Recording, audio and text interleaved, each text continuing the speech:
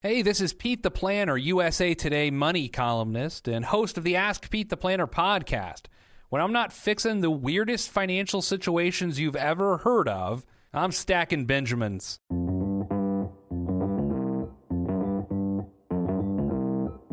Live from Joe's mom's basement, it's the Stacking Benjamin Show.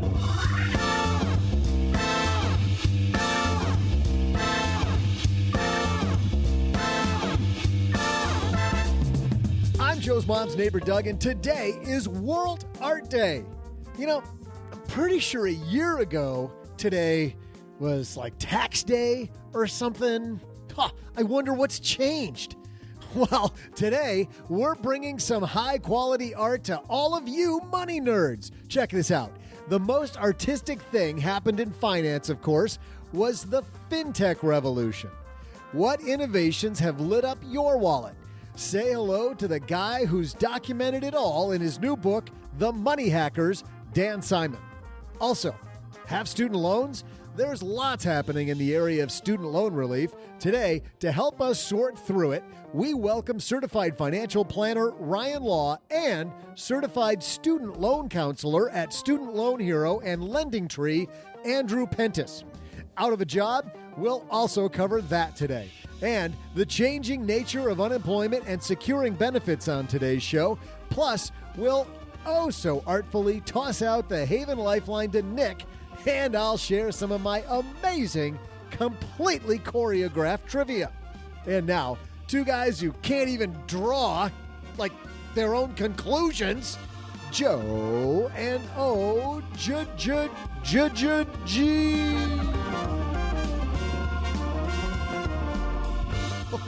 Oh, man, is he funny. Oh. Burn. Burn. Feels so bad there. The problem is that it took him since last Friday to come up with that. I saw the notepad. He's been like scratching out different things going, what the two guys who... Is that what that was? No. Oh, you mean that's what that faraway look in his eye was all about? I was wondering what that was in the notepad. Yeah. Rough last 5 days for that guy. Hey, everybody. Welcome to Doug mentioned this Tax Day 2019, the anniversary of. Isn't it wild? What a difference a year makes, OG. I like this new thing of July being our tax deadline. That works out more for my schedule. I think we should just push it back. But I know that no matter what month it is, we'll get to the 15th of that month and OG's going to go, yeah, I think maybe October. Yeah, I think we should file an extension. If we should push that to 2023, that would be great. Oh, and you know something else you get to put off, OG, for many people, paying those student loans. We're going to talk about that a little bit later, but big thanks to Student Loan Hero for supporting Stacking Benjamins. Student Loan Hero is the place where you go to get all your information about student loans. If you're ready to pay those off, whether it's refinancing, lower payments, forgiveness, we're going to actually have Andrew from Student Loan Hero with us here in just a few minutes. But for more on everything in the world of student loans, head to Student Loan Hero. We've got a great show today. We got Dan Simon talking about the money hackers, these people that have created so much innovation. We'll talk, I'm sure, about companies, OG, like Lending Club, like Credit Karma, and lots more. We're going to talk innovation in your wallet on today's show. But first, we got some headlines, so let's get moving. Hello, darlings. And now it's time for your favorite part of the show, our Stacking Benjamin's headlines. Our first headline comes to us today from Barron's. This is written by Lisa Belfus. 6.6 million Americans file for unemployment benefits. Only 6.6 million, OG. That rounds to zero if you're rounding to the nearest 100 million. 100 million. Claims for unemployment benefits continued to surge this last week, with more than 16 million Americans losing their jobs since mid-March as the coronavirus keeps non-essential businesses shut. Labor Department said last Thursday that for the week ended April 4th, 6.6 million people filed for unemployment insurance. That follows an upwardly revised and record high 6.9 million the previous week. Before the outbreak, jobless claims were relatively steady for years, hovering around 200,000 a week. And until recently, the record for claims in a single week had been 695,000. The number one week was 695,000. Now we're at 6.6 million or 6.9 million the week before that. Have you seen that? There's a chart on Reddit where they show like the chart of unemployment since like the beginning of time, and it's like and up and down and up and down and up and down, and then it spikes up, and it shows like the scale. It's not even, all those other like close to the same thing. All those other huge mountains look like little tiny bumps. Then as pretty impressive. I mean, not in a good way. This is a time when, and we hammered this all of last week and on Monday, but this is a time when you got to know about benefit changes, OG, because a couple things have also happened. Number one is unemployment benefits have been expanded and people can get more than they got in the past. And that's retroactive to the end of March 29th this year. So if you're eligible for unemployment, you may be able to get a higher benefit than before. That's number one. Number two is a lot of people who before, gig economy workers, people who were partially self-employed, many people out there eligible for government benefits that weren't eligible for those before. You got to look at the changing rules and do it early. I was listening to Dr. Fauci talking about coronavirus, and he was talking about it's so much easier to treat if you get help when you first have symptoms versus once the symptoms get really bad. If you start treating it immediately, you're going to do much better than if you ignore it and wait until it gets super tough. I mean, we were talking about this on Monday's show about student loans, right? And there's a option hidden in the CARES Act about paying your student loans with the pre-tax money. It's just, there's so much information that's jammed into these things, and NBC News at 5 can cover the highlight. $2.3 trillion package to aid benefit or businesses. That doesn't tell you anything about how to get it, who to talk to, how much you're eligible for, what do you got to use the money on, what's a prudent use of the money. I was scrolling on the internet earlier, and I also have this thought as well, which is wherever there's money, there's going to be an opportunity for fraud.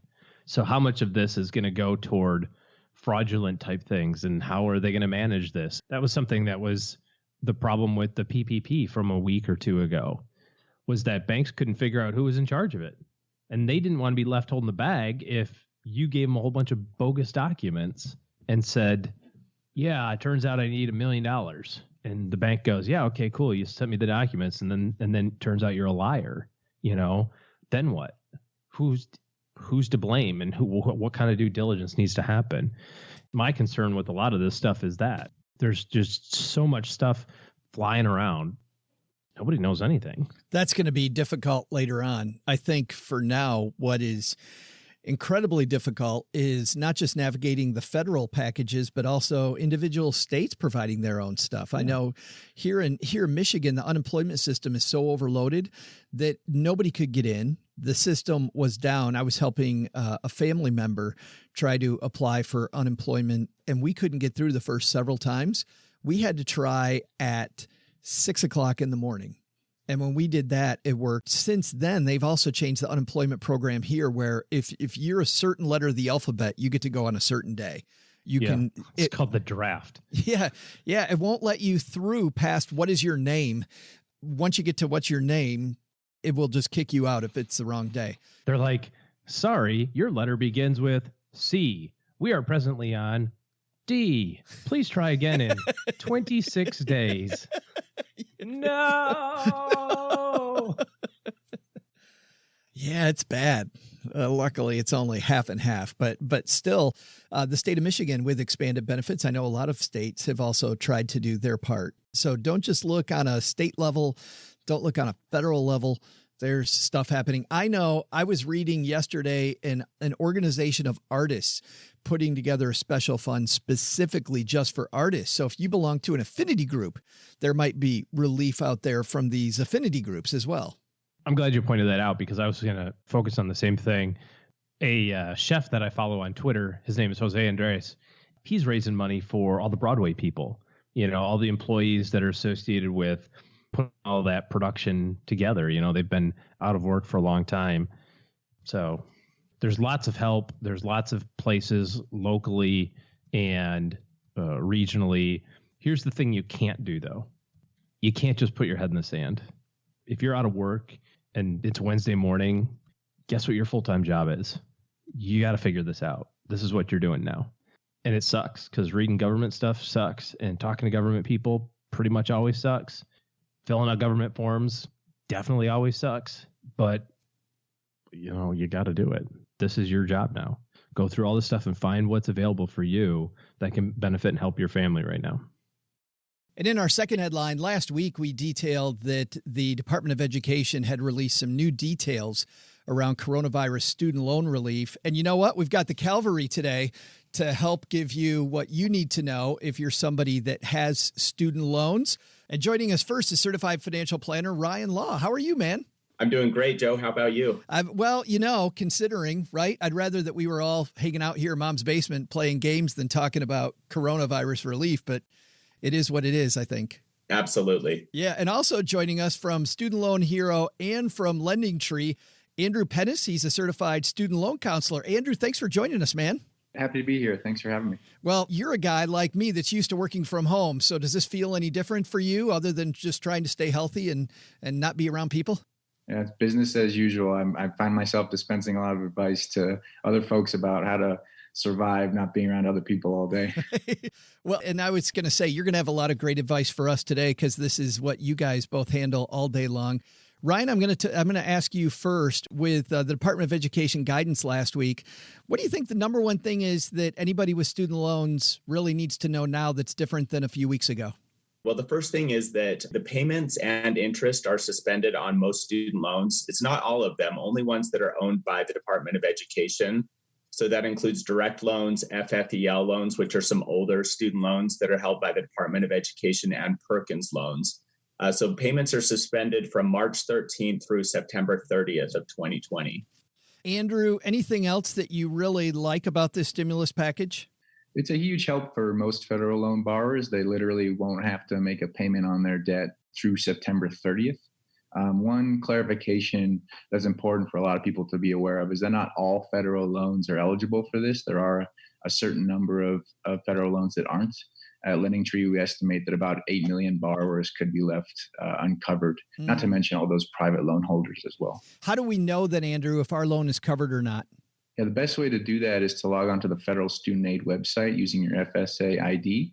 If you have a federal loan listed there and you're still not 100% sure that it's covered, you can call your loan servicer that will also be listed on that website and confirm it that way. You can also review your credit report if you're trying to track down a loan servicer. Ryan, it's my understanding that if I am eligible, that my student loan payments are just going to automatically shut off. Like there's nothing that I need to do if it comes to I'm an on-time student loan payer. Is that true? That is true if you're on time or if you're behind on your student loan. So the payment suspension and interest suspension are both automatic. You don't need to call your servicer or check with anyone. It's automatically taken care of. This is a big question, though, Ryan, that we've gotten here that I don't know the answer to, and maybe you do or Andrew does. When we get to the end of this, then, are they automatically going to turn back on? Like, is there going to be a surprise back on? Or am I going to get a warning that they're being turned back on? Do I have to call about getting them turned back on? How's that going to work? Yeah, according to the CARES Act, the Department of Education does have to notify everybody ahead of time. So starting in August and September, they will send out emails and texts and other notices that the payments are going to turn back on starting on October 1st. What if, Andrew, if I'm delinquent right now on my student loans, is there any relief for those people? Yeah, those people with federal loan borrowers are going to receive the same relief where they won't have to make a payment through September 30th. But we're also seeing additional proposals come through Congress and then also in the states, most recently with New York, that could help delinquent borrowers as well. But we've had some questions from people that are having their wages garnished or they're in that process of trying to get their loans rehabilitated. Anything for them? Is that process suspended also? That's also suspended. Even if you got your tax refund seized by the government recently, for example, you can call your loan servicer and see about getting that refund returned to you. So that there is that major relief for people who were already struggling in a major way before this pandemic struck. If I'm somebody that has an income-driven repayment plan right now, anything different for those people? Those people can recertify their income if they want to keep making payments during this payment suspension. They don't have to do that, but certainly that's one way for them to continue to make payments on their loans while this suspension is going on. Ryan, I want to talk to you with your certified financial planner hat. So there's a lot of people out there thinking, okay, right now I'm not in trouble, right? But I still have my job. Should I keep making payments? Should I send in a payment, or what should I do? Yeah, it really depends on their specific situation. But I would say that one of the things that to be aware of is that you can continue to make payments during this payment suspension if you want to. However, all accrued interest that has accrued prior to March 13th has to be paid off before you can get to the principal balance. So for a lot of people in those income-driven repayment plans, they've got a lot of interest that's been accruing over time. And so for them, they would have to make pretty large interest payments before they could ever touch the principal on those loans. It seems to me too, Ryan, this would be a good time to get your cash reserve in order if you don't have one. Like, use that money that was going towards student loans and maybe get that safety net set up. Absolutely. They could utilize that. They could utilize the stimulus checks that are coming out and other programs such as those to build up that cash reserve. Andrew, you referenced that there might be more aid coming. Is there anything at Student Loan Hero that you guys fully expect that we should be aware of, or any timeline we might want to be aware of? There are a lot of higher education groups calling for Congress to include them in the next stimulus package, and that would probably affect more current students. But as far as borrowers, we're seeing states really take the reins on this. New York most recently has announced that it's agreed with loan servicers to halt payments for 3 months on loans that were not covered by that initial CARES Act. So that could be immensely helpful for private loan borrowers and those few federal loan borrowers who weren't previously helped. Which also brings up my next question for you. We obviously don't want to just rely on government when it comes to our student loan repayment strategy. If I am not covered by this and I have student loans and I'm struggling to get them paid, Andrew, what do I do next? Yeah, the first key step is to talk to your private lender or your federal loan servicer and just really understand all of your options. If you have a private loan, obviously you're not going to be helped by the legislation we've seen thus far. And what you can do is go directly to your lender, whether you taken out loans for your undergraduate degree or you refinanced. You can say, hey, I'm affected by this pandemic. I'm not able to make payments. And typically what we're seeing with those lenders is they're offering interest-bearing forbearances, that is, pauses on repayment where interest will continue to accrue. Ryan, I wish there were a financial planner out there that were writing books about this stuff. If only there were a guy who's maybe written a book or two or might have some blog post on it. Yeah, absolutely. Yes, that would be nice, wouldn't it? Tell everybody about the stuff that you've written on and where they can find you. Yeah, so I've written a book called Student Loan Planning that they can find on Amazon. It's not going to have anything about the CARES Act specifically, but they can also go to my blog at ryanhlaw.com. And I've got updates about unemployment and the student loan changes and other things dealing with the CARES Act. And we'll link to that in our show notes page. And Andrew, if only there were a website that dealt with student loans all the time, if only there was that place. That's right. Check us out at Student Loan Hero. We have lots of free calculators and tools that you can use once you get a handle on all this news that's happening. It's a crazy time, gentlemen. Andrew, Ryan, thanks for hanging out with us and help us explain the spaghetti. I really appreciate it. Absolutely. Thanks for having us. Big thanks to Andrew and Ryan for helping us out with that. Student loans, man. I know in our basement Facebook group, OG, some people were angry that their student loans got shut off. They're like, they shut off my student loan payments. That was meant to help you. Maybe it wasn't communicated as well as it could, but think about the number of people who they're trying to. Well, yeah, they just deleted everybody. Yeah. They're like, and stop. Call us if you want the money to go in. Yeah. Yeah, all of those. And by the way, somebody was talking about it seems shady that their student loan company had done that. Nothing shady about it. All from the Department of Education on down. Not meant to be shady. Well, there's no guarantee that they're going to do it correctly. Well, that's true. I mean, they're saying, hey, this isn't going to affect your credit. Hey, we're not going to come after you for the interest of the late payments. It doesn't actually mean that they're going to pull that off successfully. Right. You think there might be a mistake or two? We'll see. Yeah. I think that's lesson number one. Not only, well, this is going to be 1 and 2 and 3 and 4. This is a time to know as much as possible about the news and to keep on top of your stuff, because if you're watching that budget, the times, they're not a change in OG. They've a changed.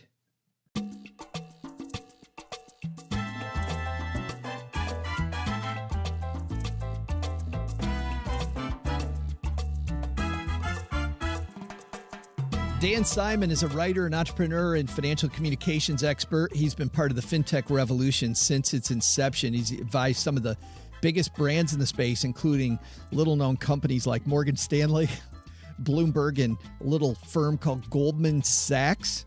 Daniel's focus on finance and its future led him to become CEO and co-founder of Vested, which is an integrated communications firm where he and his team partner with top financial and fintech companies. His curiosity related to all things finance and his unique viewpoint as an insider in the financial industry have perfectly positioned him for today's interview. We're talking to the man who's been following it with a front row seat, this change in technology, the artful change in technology. Let's say hi to Dan Simon.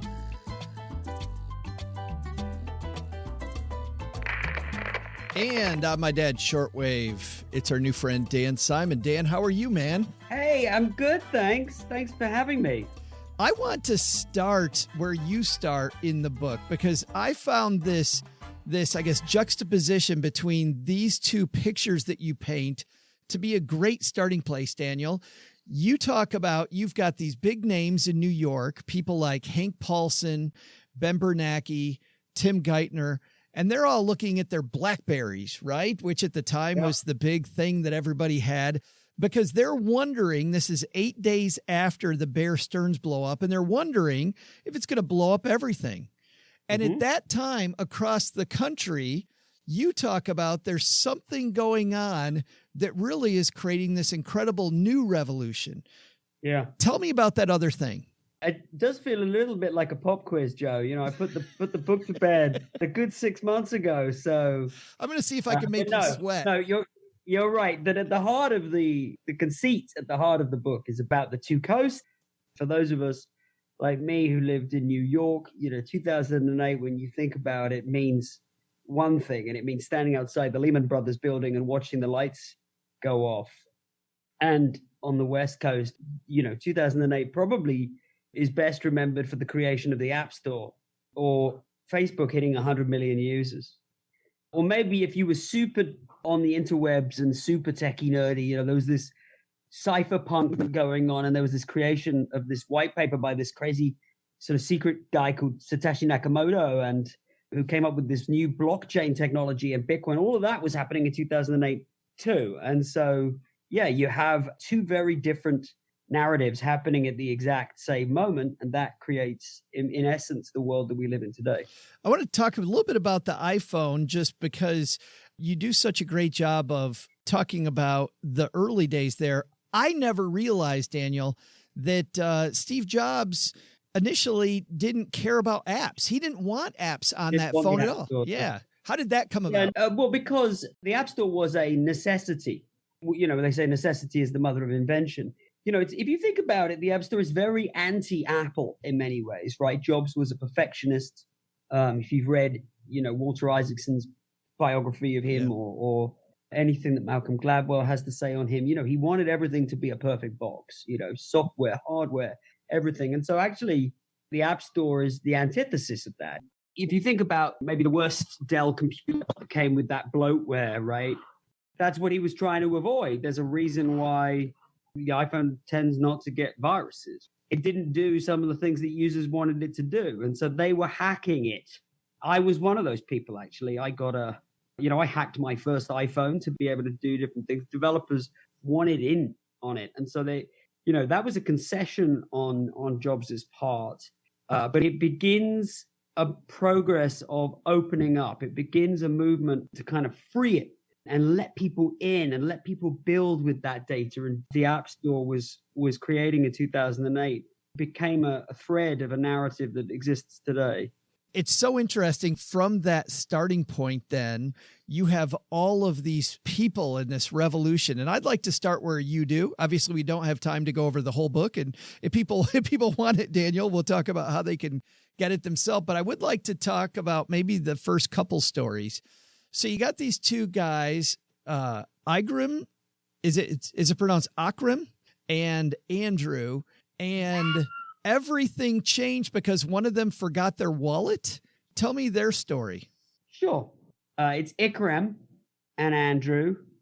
They were working together on a music app, and one of them forgot their wallet when they went out to eat. And so the other one spotted him dinner, and then they needed a way to split that. And it's incredible to think that only 12 years ago, that was actually pretty hard. You had a couple of choices. You could cut someone a check, which seems very antiquated. You could walk to an ATM and you could take out money. And then if it wasn't an even denomination of dollars, you'd probably have to go somewhere and buy a pack of gum to split it. I mean, it's quite a lot of friction. And what we were just talking about in 2007, actually, and then 2008 with the App Store, there is this incredible computing power that just suddenly becomes available in everybody's pocket. And so they stop what they're doing on the music app, and they pivot, which is a very West Coast thing to think about doing. They pivot to creating a what we would know as a peer-to-peer payments platform, which everyone else calls Venmo. How often did you find that to be the case as you were telling all these different stories, Daniel, that the founder was going one way and they noticed a problem that was seemingly unrelated, but then they went and grabbed that? Were they usually personal stories, or are they more stories about people that saw a gap in the marketplace? Both. One of my favorite stories in the book along those same lines is Steve Street, who created Green Dot. Green Dot today is the largest bank serving the underbanked, people who aren't typically served by the traditional banking system. Steve had a previous career. This is very consistent, by the way. None of the people in my book look and sound like your grandparents' banker, because they're not. And Steve was working in the music industry. He was an A&R guy, and they were like, well, what is this music? It's not rock and roll, but it's not pop music. And he said, it's soft rock. And that stuck. So his first claim to fame was inventing soft rock. And now, by the way, every grocery store I go into, I've got him to thank. Yes, Steve Street. So he takes his payout from the music industry, and he has this great idea, which is credit cards for teenagers. Imagine the card. It's got stamped with like kids with beanie caps and skateboards on it. And he thinks this is going to be marvelous. Right. And it doesn't sell. And weeks and weeks go by and not a single card is sold. Eventually, the sales of the card starts picking up.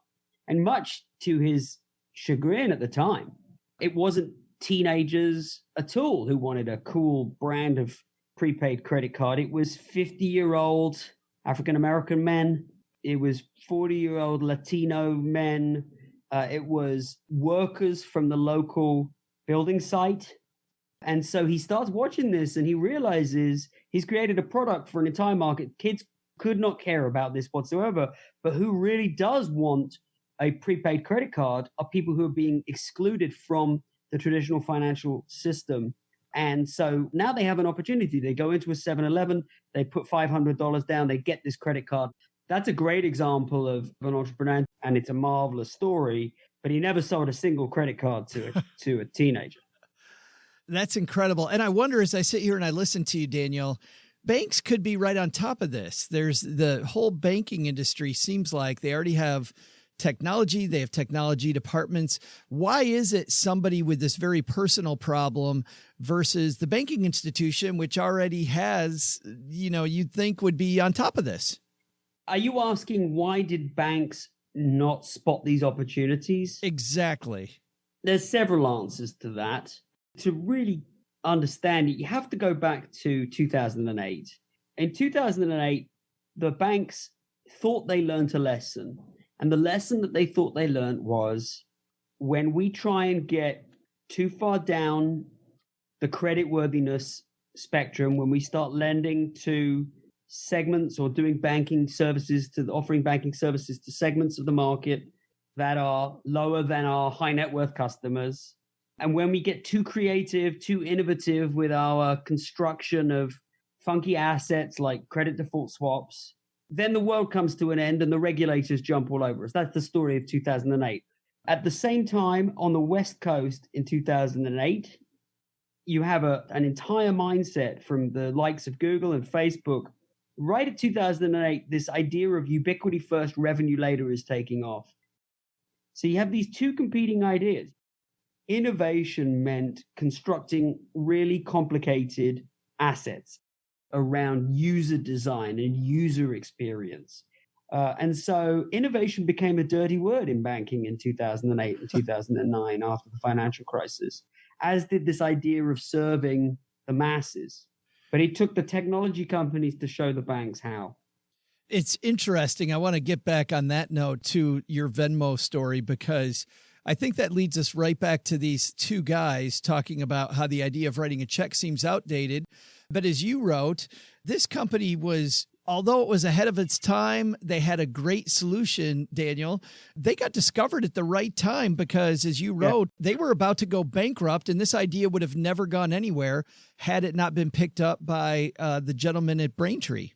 Bill Reddy, who became the COO at PayPal when PayPal bought Braintree. And I think you see this a lot, first innovators, these discoverers of ideas, and then often people who have to come and make it a reality. That makes sense. So it isn't that sometimes they're the same person, but quite often the person who kind of invents the idea ultimately either needs a co-founder who has a very different skill set, or the backing of a large bank or financial institution or platform like Braintree and PayPal to kind of, that was certainly the case for Venmo. They had 2,000 customers and even fewer dollars in the bank. That was so amazing when I read that. And I think about what Venmo is today, completely different thing. Even in Venmo, there's an interesting, I don't know whether you've ever used Zelle. Well, and I was just about to ask you about Zelle. Tell me that story. People tend to give the banks a very hard time, and it's understandable, right? The banks are actually relatively smart. They wait on the sidelines. They see what works. And when they do, they featureize it inside their own platform. So this idea of featureization, where an entire subset of an entire company or an entire industry can become featureized inside a larger company. It's just turning delivery into a feature of inside the Amazon Borg. And a similar example exists if you guys are following Snapchat and Facebook Instagram. Snapchat was the first to come out with stories, the first to come out with stories that disappear, the first to come out with filters. Doesn't mean they're winning. Why? Because everything that they've done, Instagram has said, yeah, that looks good. We'll do that too. Right. Snapchat can't innovate fast enough to escape the gravitational pull of the black hole that is the mass of Facebook and Instagram. Banks are doing the same thing with everything that the fintechs have created. Free trading, like Robinhood. Yep, that sounds good. We'll do that. Now, it's not without its disruption. Those are disruptive things, right? Schwab went to zero. That means TD had to sell themselves to Schwab. That means e-traders had to sell themselves to Morgan Stanley. But Robinhood, the guy that brought you the idea in the first place, ends up being the ultimate casualty, because the big guys have the gravitational pull. They have the resources. They have the customers. They have the scale. They have the infrastructure to say, yep, thank you for testing this for us. It would have been a costly exercise for us to see whether this worked. You've now proven that it's worked. And particularly over the last week where Robinhood has been sort of crapping out because holy cow, they have performance issues, that will expedite their inevitable demise. I'm not here to pontificate on who's going to win and who's going to lose. But what I do think is that it's about the ideas. They've seeded these ideas, and these ideas aren't going anywhere. Zelle exists. We can now do what we should have ideally been able to do 10 years ago. Robo-advising exists. It's not going to go anywhere. I can't tell you what will happen to Betterment. That's going to go down to a very low price point. Free trading, that idea is here to stay. So the people that bring you the ideas inevitably fail to disrupt. And I've said this a lot. I think everybody expects a story of disruption to be like Netflix and Blockbuster. Everyone loves a David Goliath story, right? Everybody wants every one of these to be, JP Morgan is Kodak and, Betterment digital camera. But unfortunately, for every one of those stories, they build a better mousetrap and they fail because they haven't got the scale. They can't get the critical mass. and it's an easy enough idea. It doesn't have a patent or a competitive moat around it. In doing so, the incumbents become fundamentally changed. There's another storyline here that I'd like to broach just before we say goodbye, which is in the second chapter, you talk about Prosper versus Lending Club. And the story kind of reminds me, Daniel, of The Art of War, and the best battle's the one that's never fought, because in that battle, the founder of Lending Club sees that the Securities and Exchange Commission is going to become a problem. And I wonder, for how many of these companies that you talk about is intervention by government entities an issue? Yeah, it's a huge issue, especially in the United States. It's funny, Renaud Laplanche is the name of that guy, and he's emailing me as we talk. You know, I've actually stayed close and become very good friends. You know, what a fascinating guy. Totally wasn't, like so many of the people in this book, totally wasn't out of finance. Literally, technologist.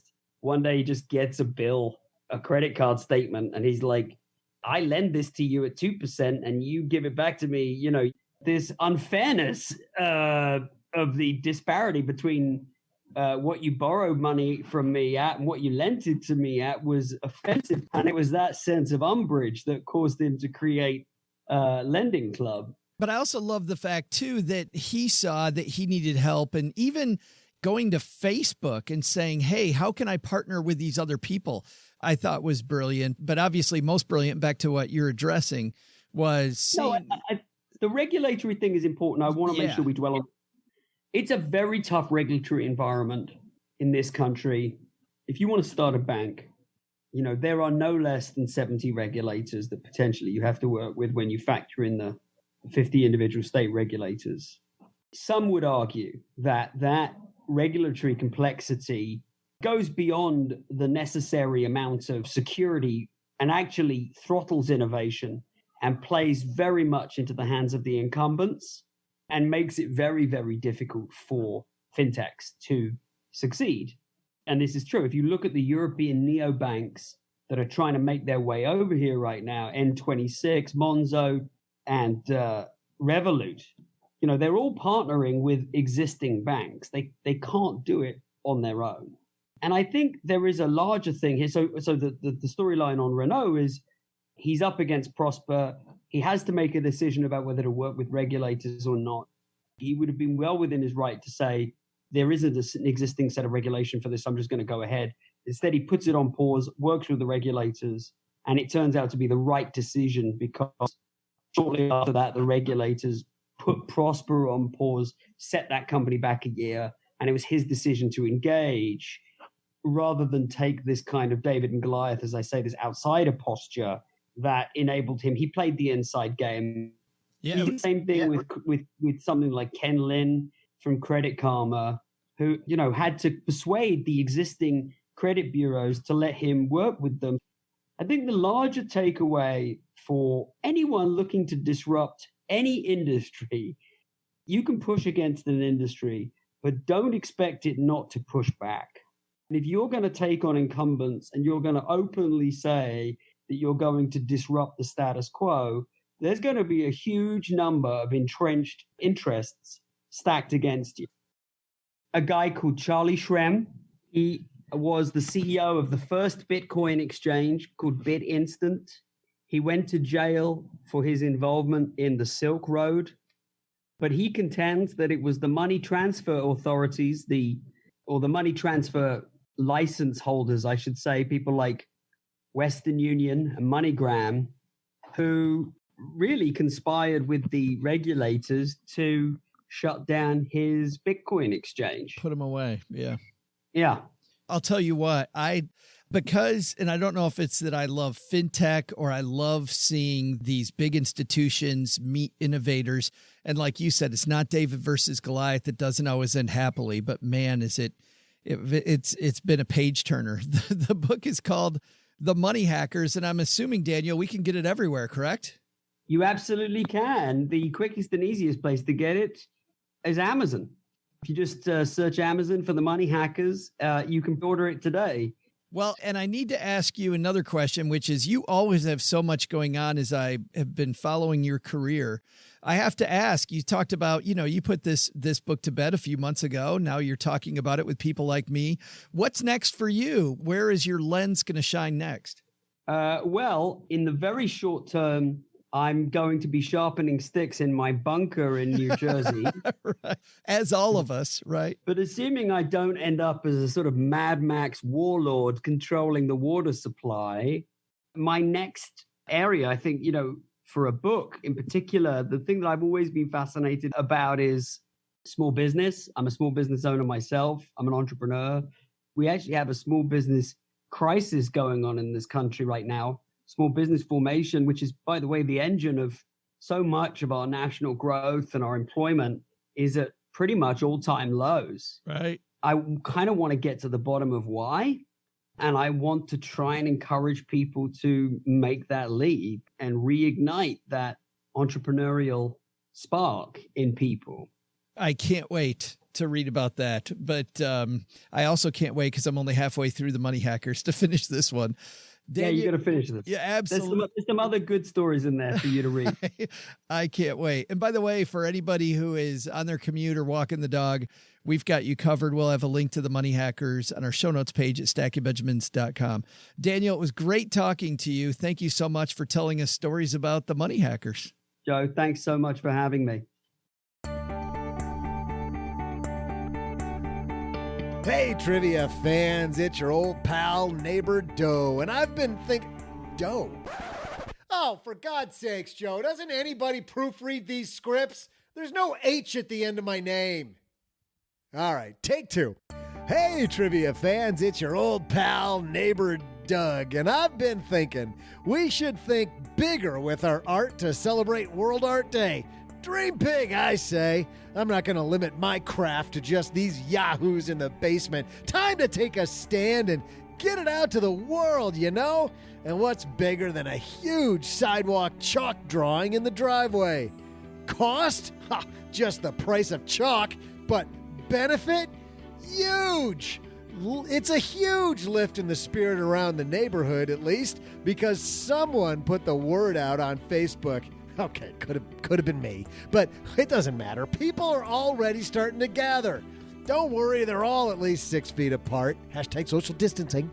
Now, before this artist shares the nature of his genius masterpiece, how about you think over today's trivia, which is this.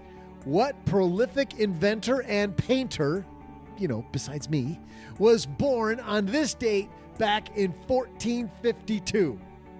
Wait, isn't that the year Joe was born? Doesn't matter. I'll be back with your answer faster than you can say Otsy Fotsy.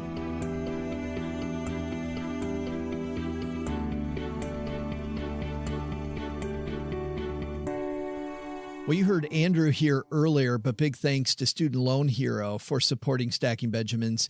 Student Loan Hero is the place to go when you're ready to pay off your student loans. And if you're somebody who is lucky enough to have an essential job or a job where you feel very comfortable your paycheck is going to last, maybe it is time to get that student loan paid off. Whether it's refinancing the loan, if you don't have one of the government loans that Andrew and Ryan talked about earlier, or you're looking to lower your payments once again because you don't have one of those loans that Andrew and Ryan talked about earlier, or you're looking at overall forgiveness. We talked a little bit about that earlier, but even Parent Plus loan forgiveness is possible. There's a blog post on that at Student Loan Hero. So between must-reads, calculators, quizzes, products, student loans in general, been talking to Brian over at Student Loan Hero. It has been a robust time for them, OG, as people look to decrease their payments, get their loans paid off, get their financial house in order. StudentLoanHero.com, the place to go for all your student loan needs. Hey, trivia fans. Joe's mom's neighbor Doug here. Apologize about that age rip on Joe earlier. No, not. Everyone knows he was born sometime later than 1452, maybe around the time the combustion engine came around, am I right? But as for my masterpiece you're all wondering about, I've outlined everything, and I gotta say, not to brag, but the driveway sidewalk chalk project is really coming along. So many colors and lines and smudges. I call my drawing happiness. And frankly, I'm not at all surprised the kudos I'm getting for it. Why, so far, they've only had Nancy Papworth's drawings down the street. And between us, I think that 7-year-old is total hack. She doesn't know what she's doing. Stick figures? Nancy, come on. It's the Renaissance. Keep up. But luckily, art-loving neighbors, here comes old Doug to the rescue. The mailman just called me the next Michelangelo. Hey, mailman, I'm an artist, not a Ninja Turtle. Nerd. Get a grip. Respect artists and their art, people. Stackers, you are not going to believe this drawing. Here's what I'll do. We'll have Gertrude post this in Basement Facebook group, and you're going to be blown away. Blown away, I tell you. I need to get back to finish it, though. An artist is never truly done, but got to put on a couple of final touches. So here's your art. Today's trivia answer. The question was, what prolific inventor and painter born on this date in 1452? If you guessed Leonardo da Vinci, you'd be right. Hey, if Mailman's going to compare me to one of the Ninja Turtles, why not Leonardo? He's the cool one. Not that I know or anything. I mean, I don't know about any of the turtles, or I don't watch the Ninja Turtles, at least not daily. Oh, okay. Well, I mean, not every hour. I don't watch it every hour or anything. I gotta go, though. See ya. OG, that during this time, FinTech inventors have not stopped as they're watching the banking system try to get underneath all of these business loans. There's people out there innovating today, right now. I mean, you have to believe it. I mean, you have to believe that there's just tons of people out there trying to solve this problem from a lot of different ways. Medical professionals are trying to fix it from a vaccine standpoint. Sure, companies are probably trying to figure out how to profit from it. Of course they are. Doctors and nurses are daily trying to figure out how to treat the disease and how to stop the spread of it. But then there's all the financial side of things too. And there's people out there trying to solve unemployment stuff. You see all the government intervention like we just talked about. Everybody out there is trying to attack this problem. I believe strongly in the collective wisdom of everybody. And, we'll get past all this. But I don't know what to say about it. It sucks. I don't like being kind of stuck at home like everybody else does. But such strong faith in the future that this will be such a non-event in 10 years from now. We're going to look back. I was thinking about like the 2008 recession happened kind of middle of my career so far. Might be the first quarter of my career someday, but the middle of it. I remember thinking about every day, just how much of a beating that was, just day after day after day. And then I thought about the actual time frame of it. Lehman went under in September. The bottom of the S&P was March. It was about 6 months. By May of 2009, the market was certainly on an uptick. I can't remember when it kind of got back to even money. I feel like the following December was about the time, but things were kind of looking up after that. And we put all that together and we say, oh, that was the recession in 2008. That whole 6 month thing of every day getting your face kicked in turns into one line item in the history of mankind. And I think this will be the same thing. Every day we're getting our face kicked in. We're not getting any good news. It's just, guess what? More people are sick. More people are dying. Another 30 days at home, We'll get through it. And then it's going to be a line item in the world history. Oh, remember that thing? That was crazy. Yeah. Be of good cheer. This shall pass. It is always times like now when you see incredible innovation, though. It's always during these downturns. I remember IBM laying off a ton of people in the 1990s, and you look at a lot of these tech firms now, and you see that a lot of tech firms came from the demise of the big giant IBM at that time. Absolutely. So we're gonna see. I mean, imagine, what does this do? What does coronavirus do to brick and mortar banking? Like, I think even more than ever, you're going to see online banking just explode. It already is a huge part of our life, but I think that whatever remnants are left of brick and mortar banking quickly. Do you think that they keep holding checks for 15 days? Yes. Even though they know that it was deposited? Even though they don't have to? Yes. You know why? Do you think it make it impossible to transfer money despite the fact that I can Venmo you $100 million on my phone?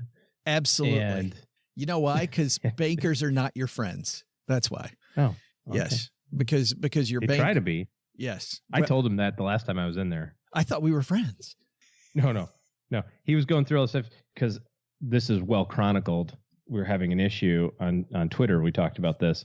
And so I had to, play the move money around game to make payroll for the business, podcast business.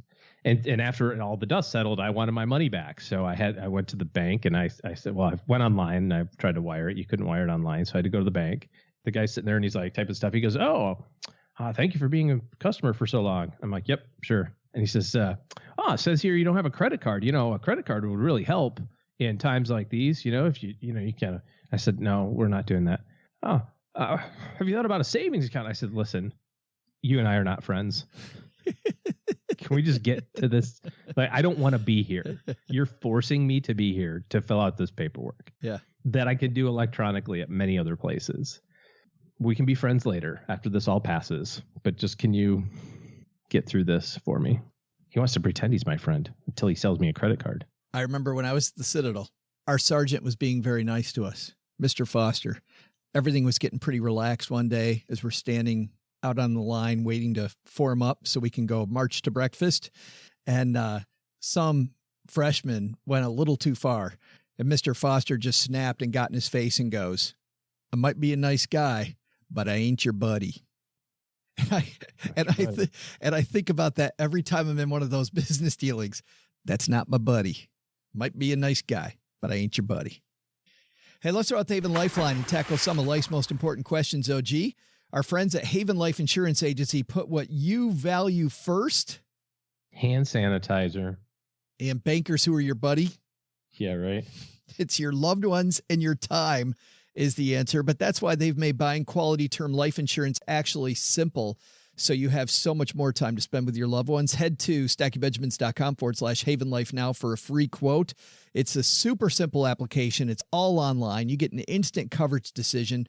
Talking, by the way, about Dan Simon and FinTech. Here's some FinTech, some InsurTech. Their prices are affordable and policies issued by more than 160-year-old Insure Mass Mutual.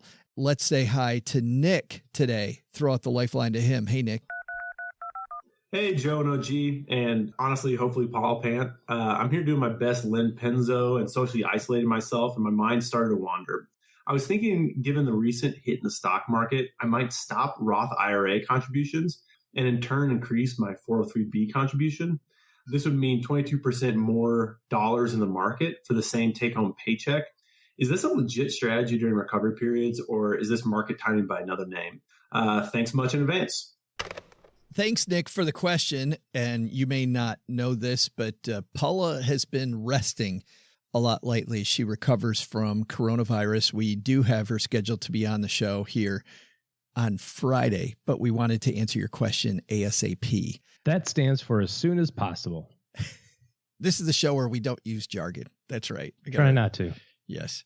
So I'm confused by what he's trying to do. Hey, I'd like to stop saving money in this pocket to start saving money in this pocket. Is that kind of what he said? I mean, he was saying something about an after tax. I guess his 403B is pre-tax. Maybe that's kind of what he was saying is I can save a little bit more because it's pre-tax. Maybe is kind of what he was getting at. Yeah, I think that's exactly what it is. I mean, he's just trying to put more find ways to put more money in now. So because of his tax bracket situation for him, he thinks it's going to be 22% more money right now because Roth IRAs, guys, just explain what Nick's trying to do to everybody out there because he's going from that after tax that OG talked about to pre-tax. He's getting more money to invest because he's not using money that's already had withholding taken out. So what do you think, OG? It's not market timing because he's not talking about, say, investing or not investing. It's definitely not that. I think it's an awful lot of work because I can't prove this and I'm also kind of too lazy to do the calculation. So this is just me thinking about it, talking out loud about it. I feel like having the tax-free money is going to be better even though it's less of it because the tax deferral number would be slightly less. I don't know. Just why don't you just save more money? You know, I mean, do your Roth and do more in your 403B, dude. That's what I would do. Like, you're not spending any money. You're not going anywhere. All you need is like Costco delivery and toilet paper. My thought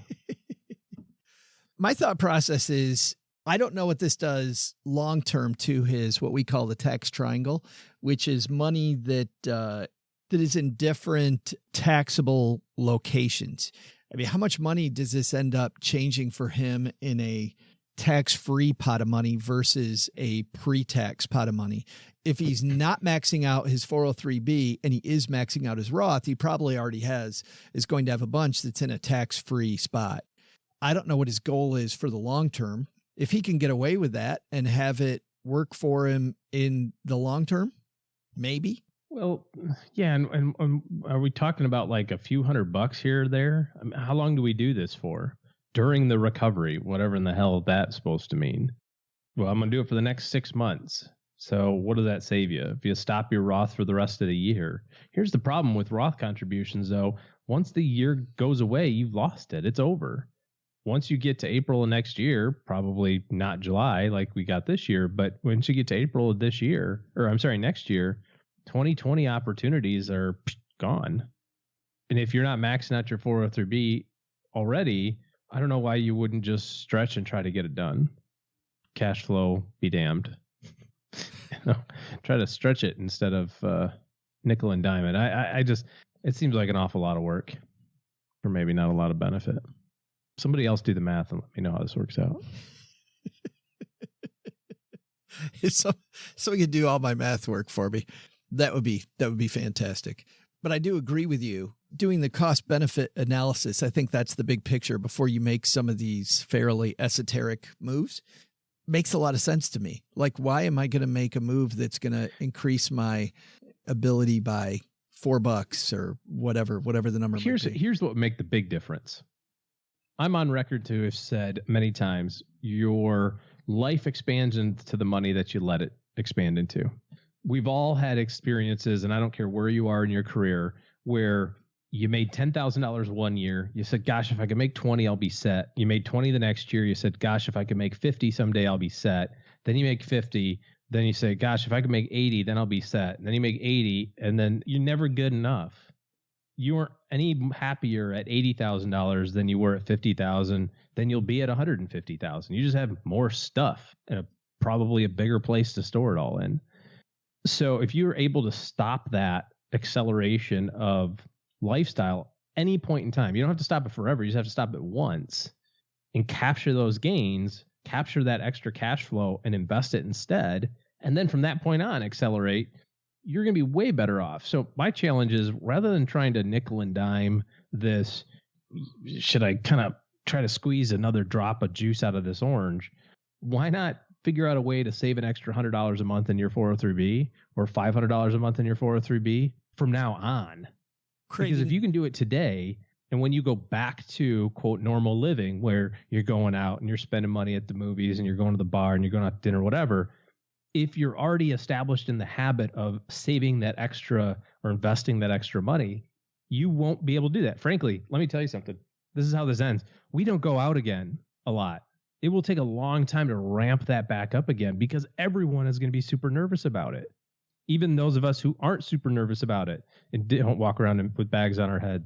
In real life, by the way, see, I told you all so, right? But you knew this was going to be a thing.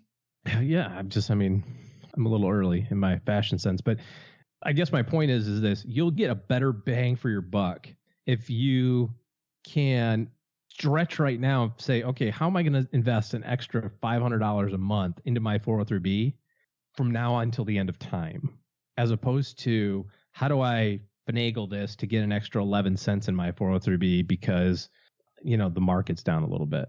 Am I making any sense? Probably not, but. Well, and it definitely is more than 11 cents. I mean, if it's a 22% difference, it could 22 cents. Sorry, my bad.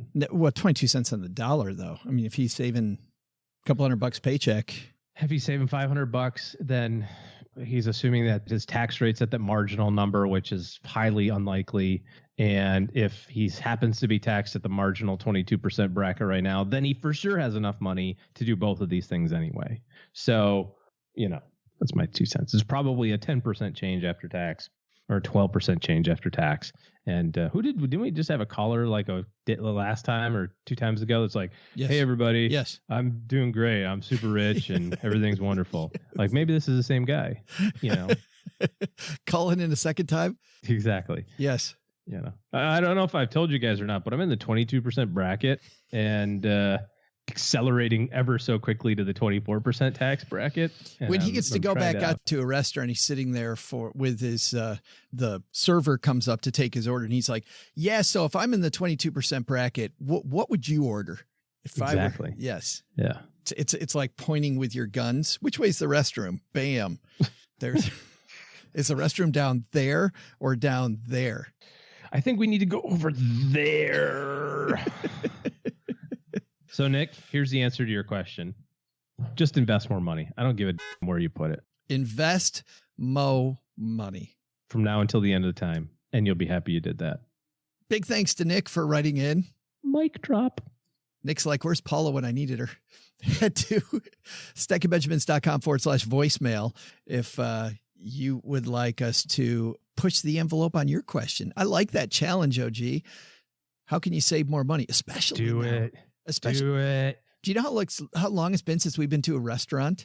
And you look at the huge amount of savings that people have. If they go eat at a restaurant once a week, you've got some nice savings there. That could be we couple actually $100. That's kind of our MO lately as we go out for dinner on Friday night. Said a different way, we have someone cook dinner, we go pick it up, and then we drive it home and eat it there. But yeah, I mean, otherwise, I can't figure out what to spend money on. Things are great. I'm at least in the 22% bracket right now, and probably going to go up. I'm not sure. You got to stop it. Oh boy. That's going to do it for today. Hey, big thanks to everybody who has hung out with us here. Thanks people that have hung out with us on YouTube or on Facebook. Speaking of Flex, we've been trying to have experts come join us on our Facebook Lives and our YouTube Lives. We're going to continue those as long as we possibly can, having as many people that know stuff about stuff. So if you want more on the nose coverage of what to do during this peculiarly different time that we're living in, head to facebook.com/stacker and you'll see what's coming up next. Last week with Whitney Hansen and Vincent Puglisi. Fun times with those people and more fun this week and on and on. Also, big thanks to people who have given us a review on this here show. This is the one Mom has on the fridge now. Len Rocks, 5 stars, stay calm and carry on. He writes, no panic, no hysteria, just good, solid financial advice from people wise enough to know that this too shall pass. And I like that point, Len Rocks, and I second that emotion. This will pass. All right. That's going to do it for today. Doug, you've got it from here, man. What should we have learned today? So, what should we have learned today? First, take a lesson from Andrew Pentis, Ryan Law, and the guys. This is a time to pay attention to the news. What relief is available? You may be eligible and not know it if you aren't searching. News is moving quickly. Second, take a lesson from Dan Simon. FinTech is now an essential part of our lives and becoming bigger every day. But the big takeaway? Anytime you're working on the Mona Lisa 2.0, make sure to tell Joe's mom not to wash her car in the driveway. My chalk art didn't stand a chance against all of that lady's sudsy stuff. Come on, Ma! I was about to be famous. Well, I guess it's back to the drawing board, or maybe I'll just go watch some Ninja Turtles. They get into such shenanigans. Thanks to Dan Simon for stopping by the basement. Head over to our show notes page to learn where you can pick up his new book, The Money Hackers. Thanks to certified financial planner Ryan Law and certified student loan counselor Andrew Pentis for joining us.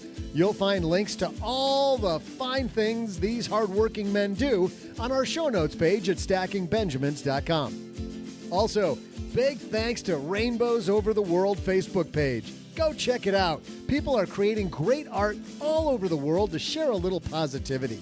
I've got our neighborhood covered. Headed out now for Mona Lisa 3.0. maybe you can take care of your own.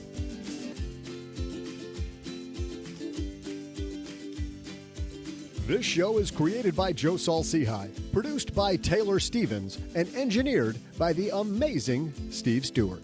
Online, visit us on Twitter at SBenjaminsCast or on our Facebook page. I'm Joe's mom's neighbor, Doug, and it appears I've fallen and I can't get up. SB Podcasts may receive payment on the show from sponsors and guests in the form of books, giveaway items, discounts, or other remunerations. That's a big word. There's no way you take advice from these dorks, but like Joe's mom always says, don't take advice from people you don't know. This show is for entertainment purposes only, and before making any financial decisions, consult with a real financial advisor.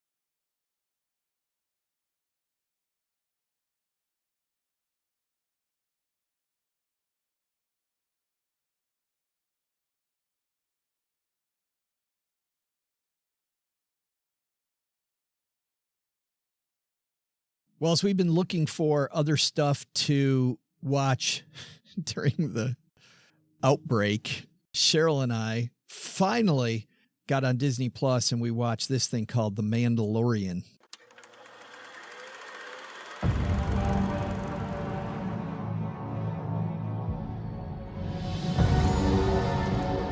Is the world more peaceful since the revolution? It is a shame that your people suffered.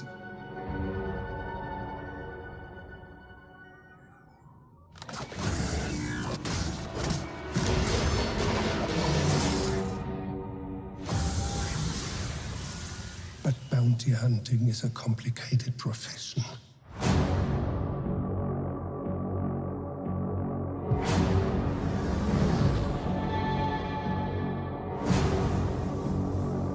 They said you were coming.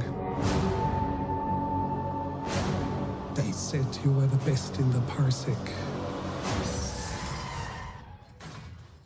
Would you agree?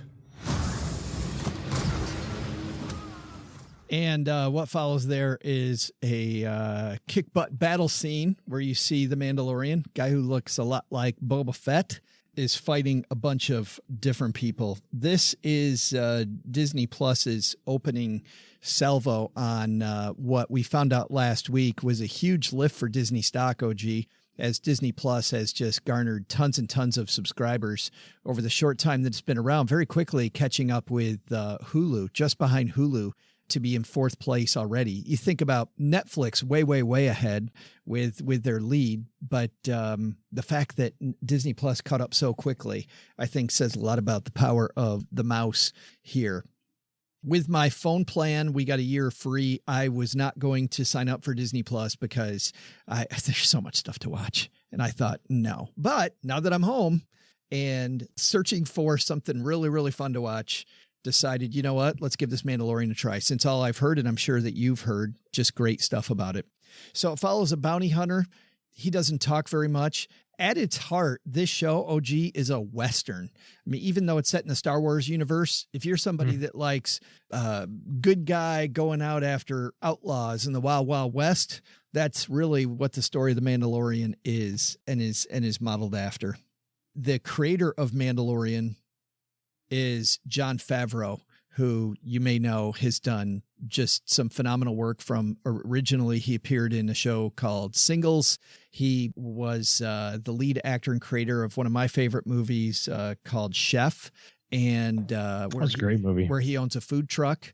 And then he also directed everything from a couple of the Iron Man movies. I believe he's done so many of the top movies as director, producer.